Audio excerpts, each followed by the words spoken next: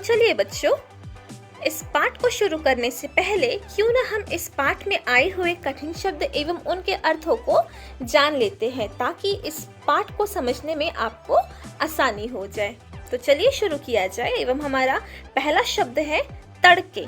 तड़के का अर्थ होता है बच्चों बहुत सुबह, यानी अर्ली मॉर्निंग के समय को हम कह सकते हैं तड़के। ठीक है, चलिए नेक्स्ट हमारा अगला शब्द है कीटनाशक। कीटनाशक का अर्थ होता है कीड़े मारने वाली, यानी कीटनाशक दवाइयों का जो प्रयोग है बच्चों, वो हम आमतौर पर फलों, सब्जियों एवं अनाजों पर इसलिए करते हैं ताकि उन पर कीड़े ना लगे एवं हम उन वस्तुओं का उपयोग कर सके, है ना। चलिए आगे बढ़ते हैं। हमारा अगला शब्द है सीढ़ीदार खेत।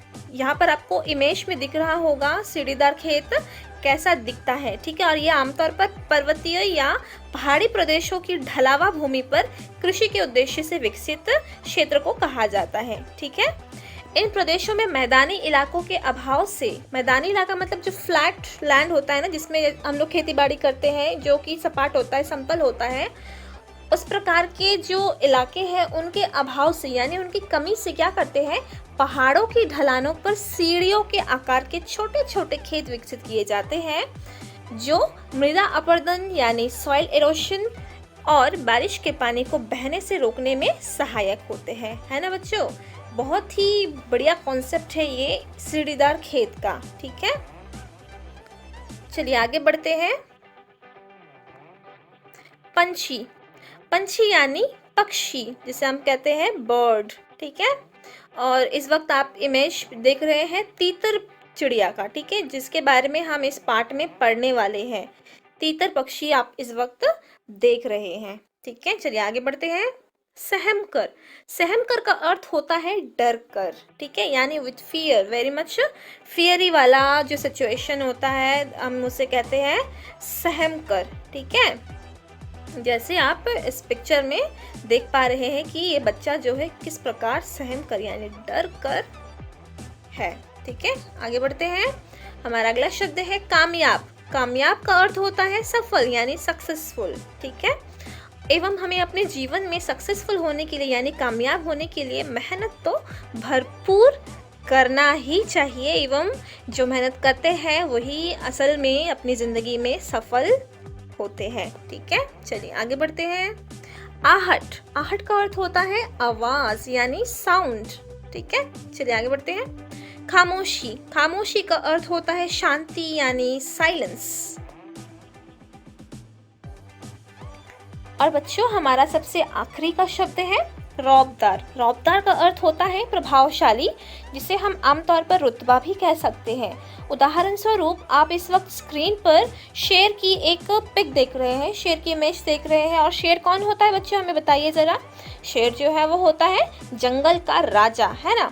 तो शेर जब जंगल में चलता होगा तो उसका जो रॉयल एटीट्यूड है, जिस एटीट्यूड के साथ में वो चलता है, बाकी वो जो है वो बाकी एनिमल्स के कंपैरिजन में थोड़ा सा डिफरेंट होता है ना, थोड़ा सा ज़्यादा प्रभावशाली होता है, तो उससे ही हम रौबदार कह सकते हैं, ठीक है। तो इसी के साथ में हमने अपने सारे जो न्यू वर्ड्स था उसको हमने इंट्रोड्यूस कर दिया। अब हम कहानी की ओर बढ़ेंगे।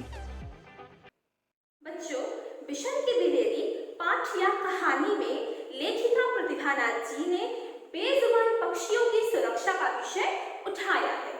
इस कहानी के अनुसार 10 वर्षीय विशन, एक 10 वर्ष का लड़का है जिसका नाम है विशन, वह सुबह घर से बाहर निकलता था। वह रोज इसी समय कर्नल दत्ता के फार्म हाउस पर उनकी पत्नी से पढ़ने के लिए जाता है। बच्चों यहाँ पर फार्म हाउस का मतलब है खेत या खलिहान के पास में जो किसान का घर होता है ना, उसे ही फार्म हाउस कहा जाता है, ठीक है। और अचानक ही उसे गोलियां चलने की आवाज सुनाई देती है। थोड़ी देर बाद 2-3 गोलियां एक साथ फिर से चली। गोलियों की आवाज से पूरी घाटी गूंज रही थी। बच्चों यहाँ पर घाटी जो है, घाटी 2 या 2 से अधिक पहाड़ों के बीच का जो गहरा भाग होता है ना, उसे हम घाटी कहते हैं। और आमतौर पर इनके बीच में नदी का प्रवाह भी पाया जाता है, ठीक है। तो बच्चों, गोलियों की आवाज से पूरी घाटी गूंज गई एवं विशन डर गया और पेड़ों के पीछे छिप गया। वह सोच ही रहा था कि गोली किसने और क्यों चलाई होगी कि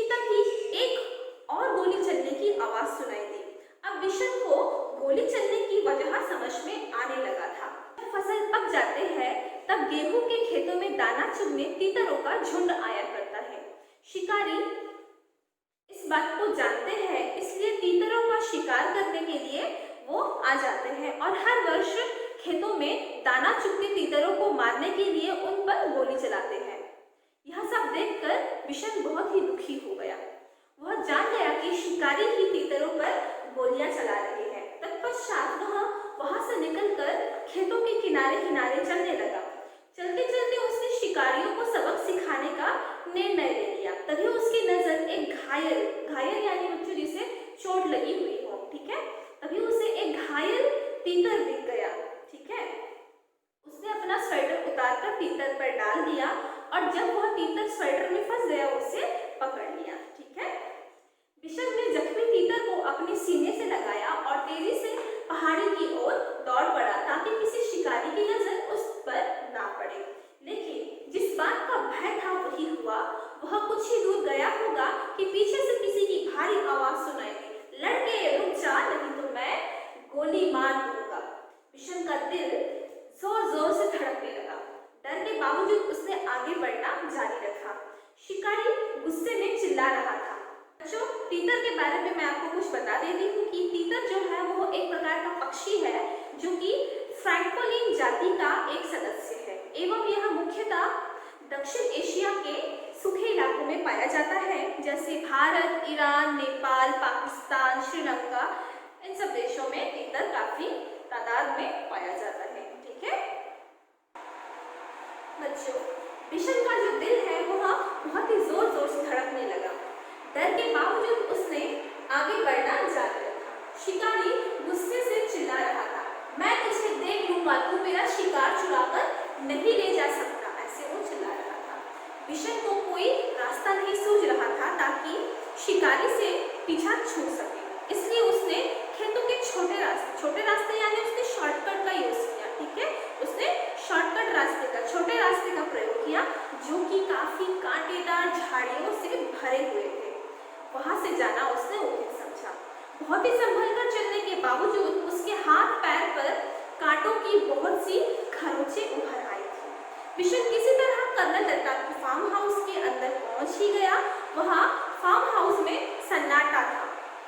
अचानक कर्नल दत्ता का अल्सेशियन कुत्ता भौंकने लगा। बच्चों, अल्सेशियन कुत्तों के बारे में मैं आपको कुछ बता देती हूँ कि यह जर्मन शेफर्ड कुत्तों की एक बड़ी नस्ल है जिसे अल्सेशियन के नाम से जाना जाता है। आज इनकी चतुराई एवं आज्ञाकारिता की वजह से उन्हें पूरे विश्व में पुलिस और सेना में काम में लिया जाता है। ठीक है, अल्सेशियन कुत्ता कहा जाता है इसे।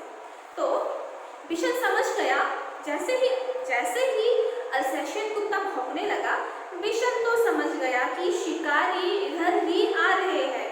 उसने झट तीतर को सुरक्षित स्थान पर छिपा दिया और बाहर निकल गया और शिकारियों की नजर से बचने के लिए खपरेल के ढलावर छत पर चिमनी के पीछे छिपकर बैठ गया। वहां उसे कोई नहीं देख सकता था, लेकिन उसे सब कुछ दिखाई दे रहा था। आखिरकार शिकारी कर्नल दत्ता के नजदीक पहुंच ही गए। उन्होंने कर्नल साहब से कहा कि अभी अभी एक लड़का हमारे शिकार तीतर को लेकर आपके यहाँ छिपा है, हम उसे ही तलाश कर रहे हैं। कर्नल साहब को गुस्सा आ गया सुनकर। उन्होंने शिकारियों को कड़ी आवाज में डांटते हुए कहा, कैसे हो तुम लोग, हर साल आकर इतने तीतर मार डालते हो, कुछ को खा लेते हो और बाकी को घायल करके यहाँ तड़प तड़प कर मरने के लिए छोड़ जाते हो। जब फसल कटती है तब ढेरों मरे हुए तीतर मिलते हैं।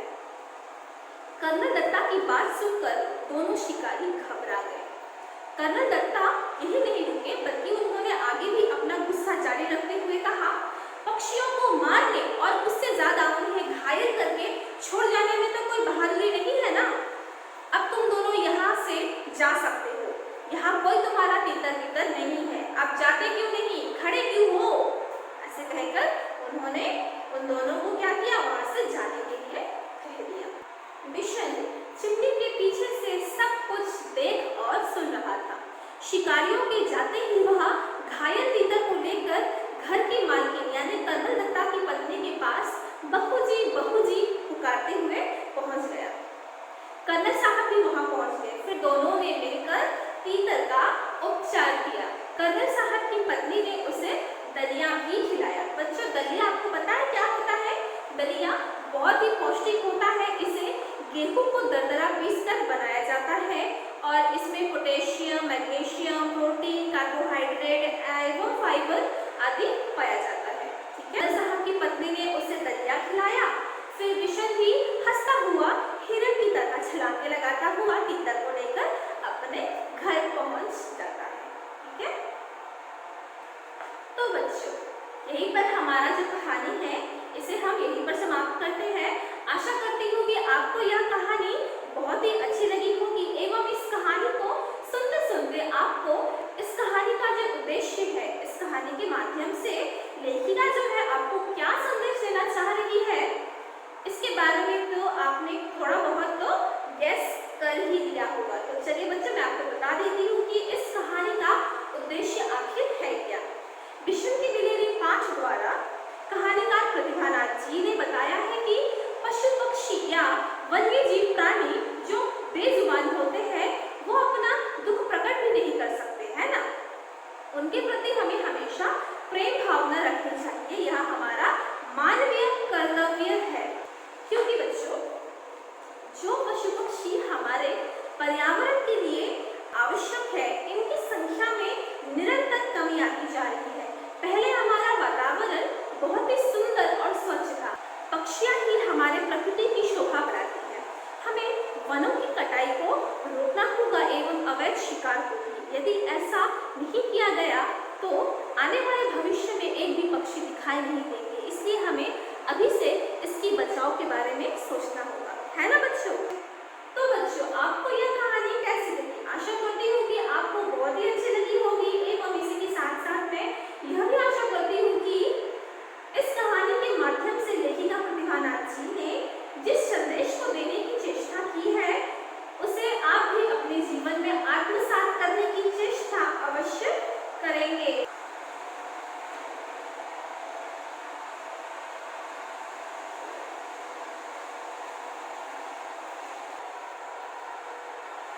बच्चों, इस पाठ के आधार पर आपके लिए एक छोटा सा गृह कार्य मैं दे रही हूँ जो कि बहुत ही आसान है और आप बहुत ही इजीली इसे अपने घर पर बैठकर कर सकते हैं। चलिए देख लेते हैं कि प्रश्न क्या है। प्रश्न है, शिकार करने वाले को शिकारी कहते हैं।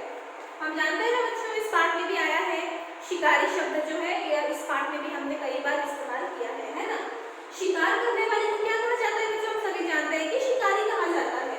बताओ इन्हें क्या कहते हैं? यहाँ पर कुछ वाक्य दिए गए हैं, इनको पढ़कर आपको समझना है कि किसे क्या कहा जाता है।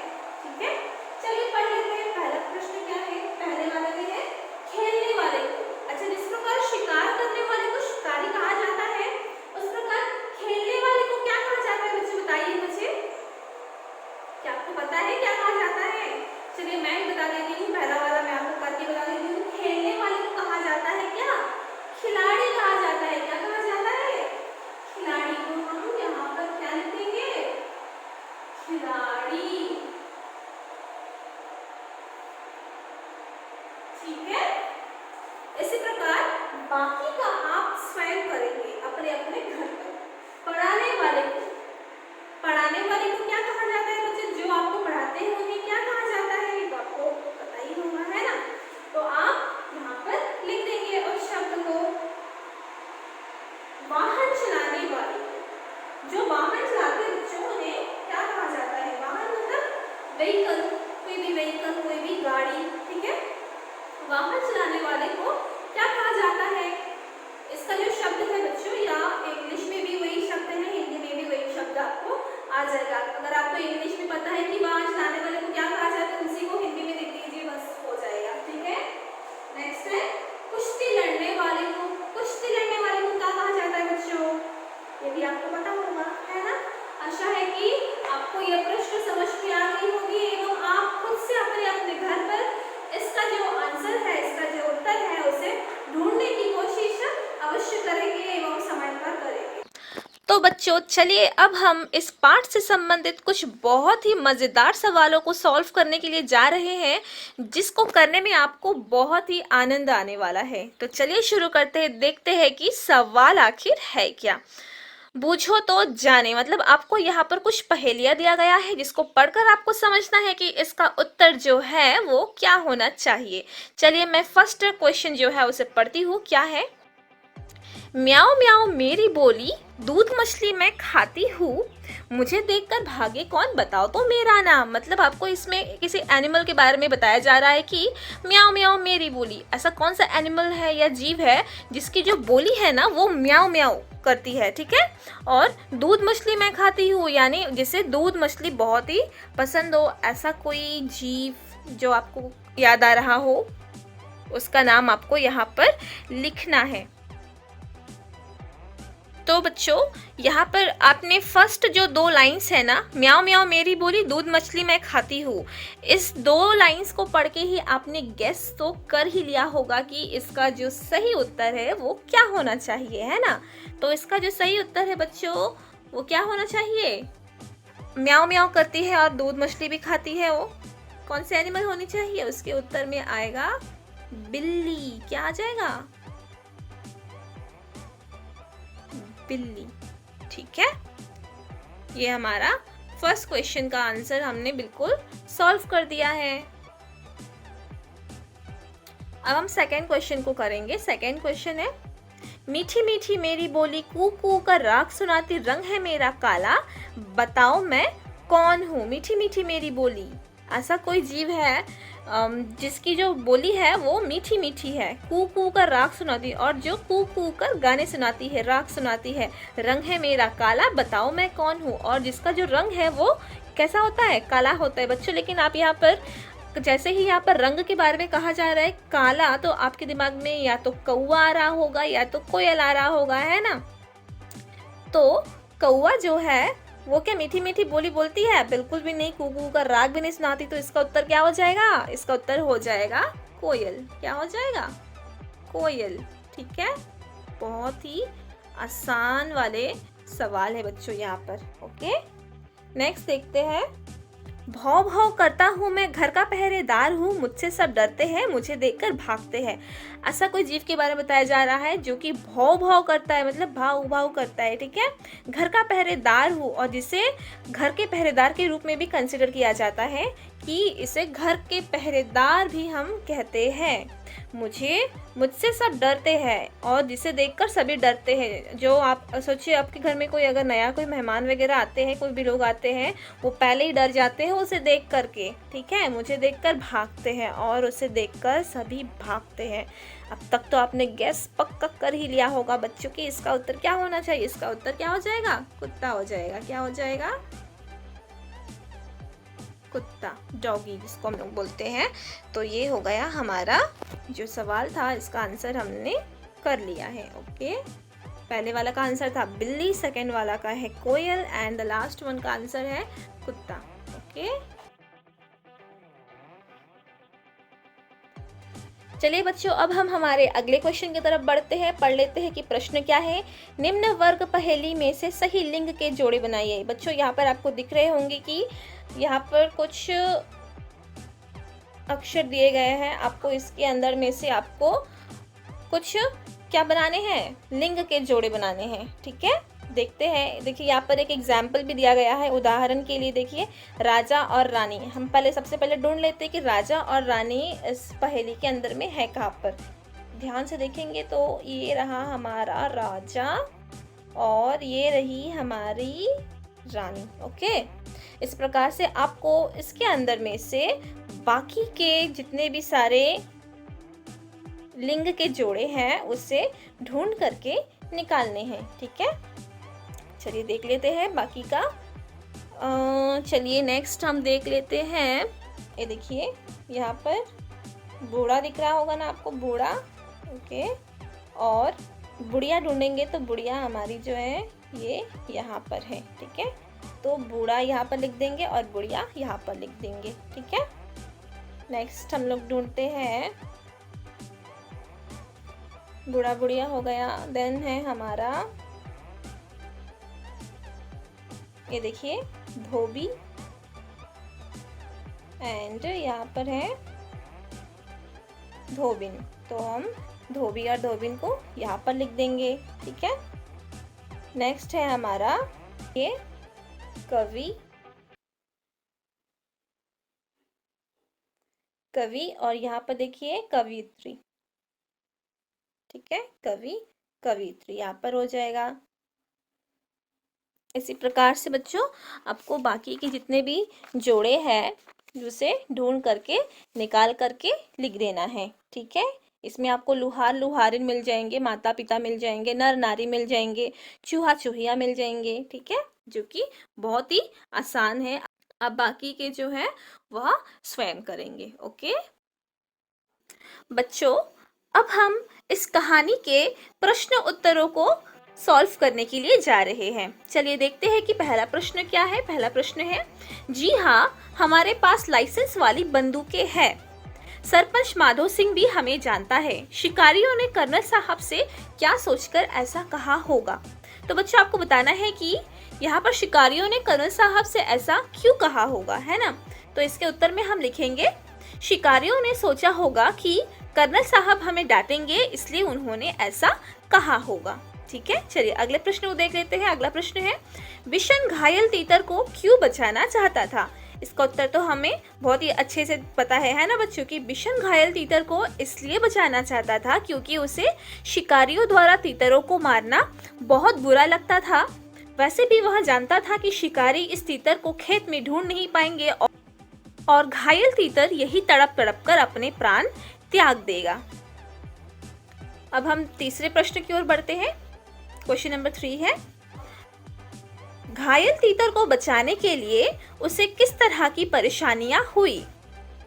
तो हमें पता है कि उसे कांटेदार झाड़ियों के रास्ते से जाना पड़ा था। वह घुटनों के बल चल रहा था, जिस कारण उसके हाथ पांव में कांटे भी चुभ गए थे। वह काफी देर तक दौड़ता रहा, जिससे उसकी कमीज पसीने से गीली व फट भी गई थी। ठीक है, अब हम चौथी प्रश्न की ओर बढ़ते हैं।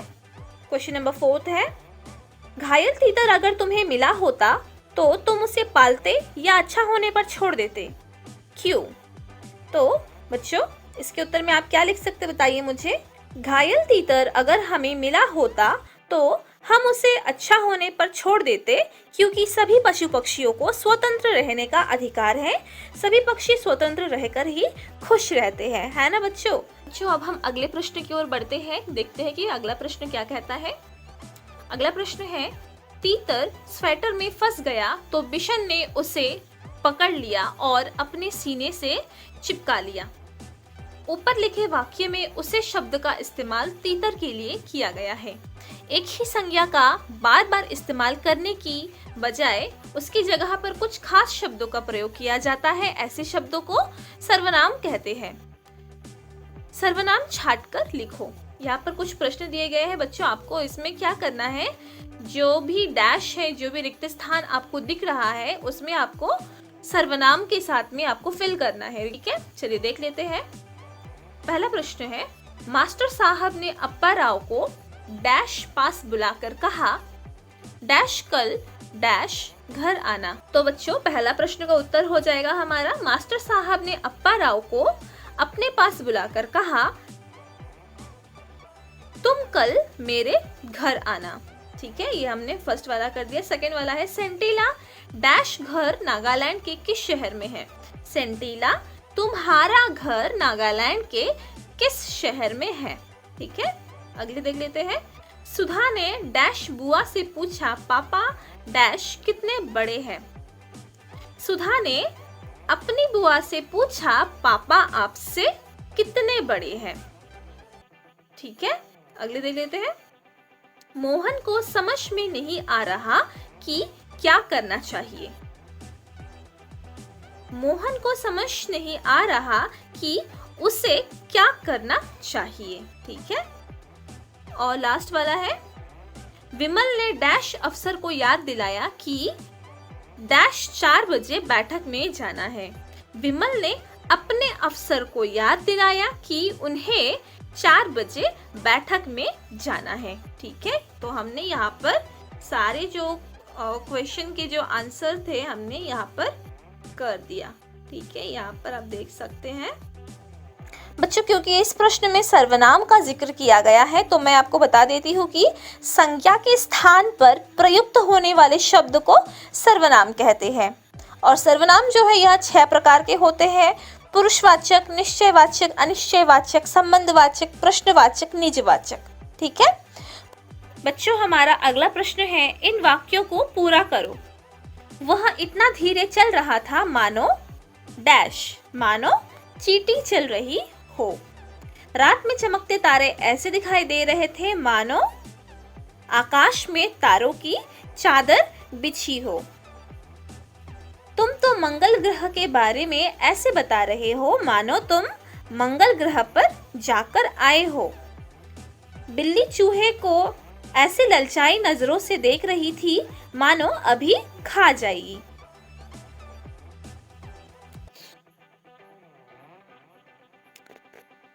बच्चों, अब हम अगले प्रश्न की ओर चलते हैं। हमारा अगला प्रश्न है, इस कहानी में सेबों के खेत और सीढ़ीनुमा खेत का जिक्र आया है। अनुमान लगाकर बताओ कि यह कहानी भारत के किस भौगोलिक क्षेत्र की होगी और वहां सीढ़ीनुमा खेत क्यों की जाती होगी। तो बच्चों, इसमें सीढ़ीनुमा खेत का जिक्र किया है और हमने स्टार्टिंग में ही चैप्टर के पढ़ा था कि सीढ़ीनुमा खेत जो है यह पहाड़ी इलाकों में मैक्सिमम देखा जाता है। तो यह मतलब नॉर्दर्न स्टेट में मोस्टली पाया जाता है। तो इसके उत्तर में हम लिख सकते हैं कि यह कहानी भारत के उत्तरी भाग की होगी। वहाँ सीढ़ीनुमा खेती समतल भूमि के अभाव के कारण की जाती है। हिमाचल या कश्मीर ही ऐसे भाग है। वैसे भी इन क्षेत्रों में भारी वर्षा और बर्फबारी के कारण सीढ़ीनुमा खेत बनाए जाते हैं जिससे पानी फसलों को नष्ट ना कर सके। अगला प्रश्न है, सेबों के बाग में कीटनाशक दवा का छिड़काव हो रहा था। यो तो कीटनाशक से दवाएं फलों, सब्जियों और अनाज की फसलों को कीड़ा लगने से बचाती है, पर यह कीटनाशक दवाएं कीड़ों को नष्ट करती है। इससे इनका सेवन करने से क्या हमें भी नुकसान होगा? पता करो और कक्षा में बातचीत करो। बच्चों इसके उत्तर में हम लिखेंगे, फलों, सब्जियों और अनाज की फसलों को कीड़ों से बचाने के लिए कीटनाशक दवाएं छिड़की जाती है। ये कीटनाशक दवाएं कीड़ों को नष्ट करती है, लेकिन इनमें जहर की मात्रा बहुत ही कम होती है। फिर भी वह कीटनाशक हमारे पाचन तंत्र पर थोड़ा बहुत प्रभाव डालते हैं, इसलिए इसके सेवन से पहले अच्छे से धोना चाहिए, है ना बच्चों। हम जब भी बाजार से फल या सब्जी जो कुछ भी हो हम खरीद करके लाते हैं, हमें नहीं पता है कि वो ऑर्गेनिक है इनऑर्गेनिक है, हमें हमेशा अच्छे से धो कर ही इस्तेमाल करना चाहिए। और हो सके तो हमें हमेशा ऑर्गेनिक वेजिटेबल्स, ऑर्गेनिक फ्रूट्स का ही हमें मैक्सिमम से मैक्सिमम कंज्यूम करना चाहिए। ठीक है, चलिए आगे बढ़ते हैं। कीटनाशक दवाइयों वाला जो क्वेश्चन है उसी के कंटिन्यूशन में और एक प्रश्न देख सकते हैं हम यहाँ पर। ऐसे में फलों और सब्जियों का इस्तेमाल करने से पहले किन किन बातों का ध्यान रखना जरूरी होगा? तो इसके उत्तर में हम क्या लिखेंगे? फलों और सब्जियों को कीड़ों से बचाने के लिए कीटनाशक दवाइयों का छिड़काव किया जाता है, इसलिए फलों और सब्जियों को खाने से पहले अच्छी तरह से धोना चाहिए। सब्जियों को पकाकर खाना चाहिए, कटी हुई सब्जियों या फलों को नहीं खाना चाहिए।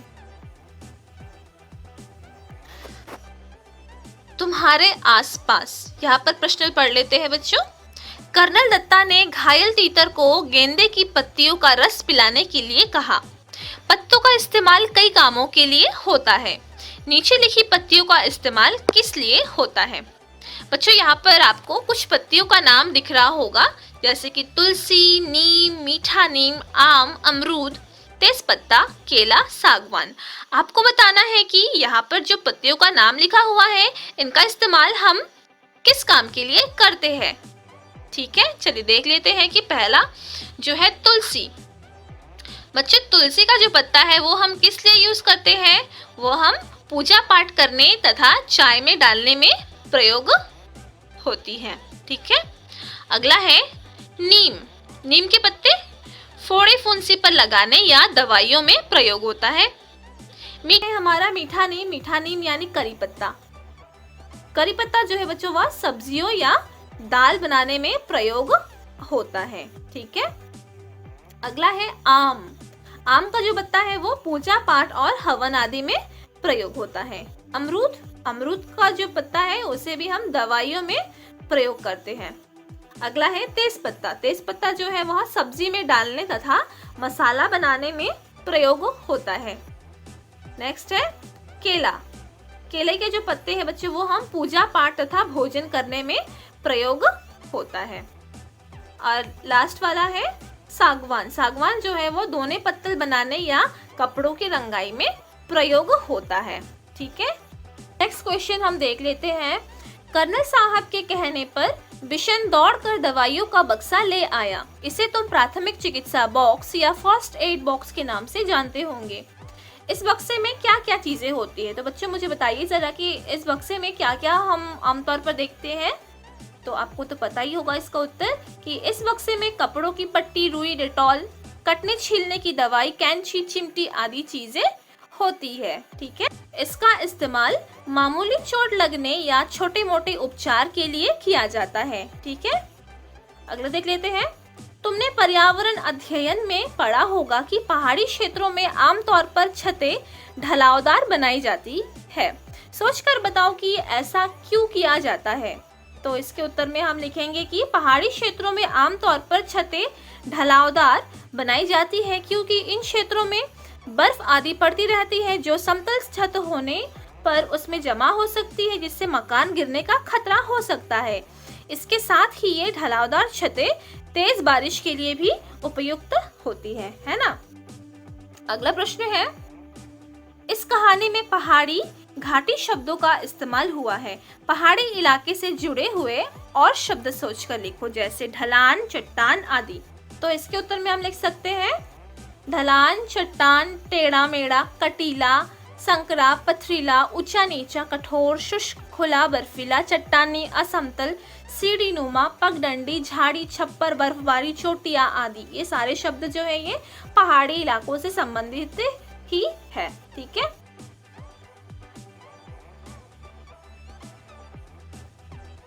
अगला प्रश्न देख लेते हैं। यह एक पहेली है।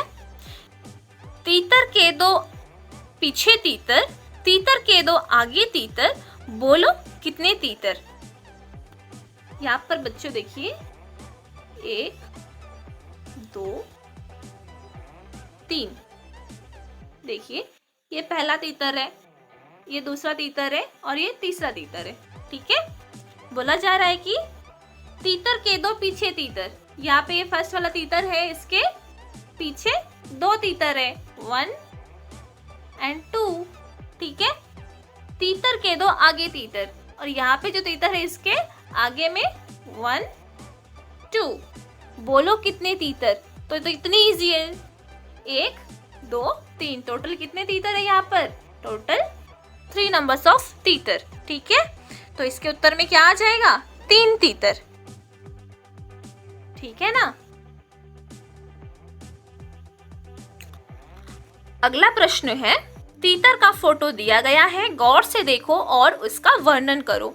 आपको यहाँ पर एक तीतर का इमेज दिख रहा होगा, आपको तीतर के बारे में कुछ सेंटेंसेस लिखना है। ठीक है, जो कि आप स्वयं से कर सकते हैं।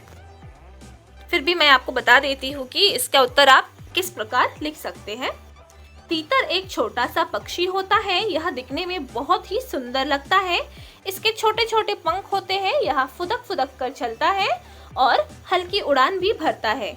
यह एक साथ झुंड में रहते हैं तथा लड़ने में तेज होते हैं। इस प्रकार से आप चाहे इसमें और भी जो भी आपको इंटरेस्टिंग फैक्ट्स लगे उस तीतर के बारे में आप यहाँ पर और भी ऐड करके लिख सकते हैं। ठीक है, अगला प्रश्न देख लेते हैं। तीतर के बारे में और जानकारी इकट्ठा करो, जैसे तीतर का घोंसला, वह क्या खाता है आदि। तो आपको क्या करना है, तीतर के बारे में थोड़ी सी रिसर्च करनी पड़ेगी कि तीतर का घोंसला वगैरह कैसा होता है, क्या खाता है एंड ऑल। ठीक है, तो इसके बारे में मैं थोड़ी सी आपको हेल्प कर देती हूँ, बाकी का आप स्वयं ही खोज सकते हैं, इसके बारे में खोजबीन कर सकते हैं। तीतर छोटे छोटे तिनकों से अपना घोंसला बनाता है। वह हरी हरी पत्तियां, छोटे मोटे कीड़े तथा फल फूल खाता है। यह दिखने में भूरे रंग का होता है और बहुत अच्छा लगता है। ये गांव में तीतर की लड़ाई कराई जाती है। कुछ लोग इसका मांस भी खाते हैं। तो बच्चों, इसी के साथ में हमने हमारा जो क्वेश्चन आंसर है इसे हमने फिनिश कर दिया है।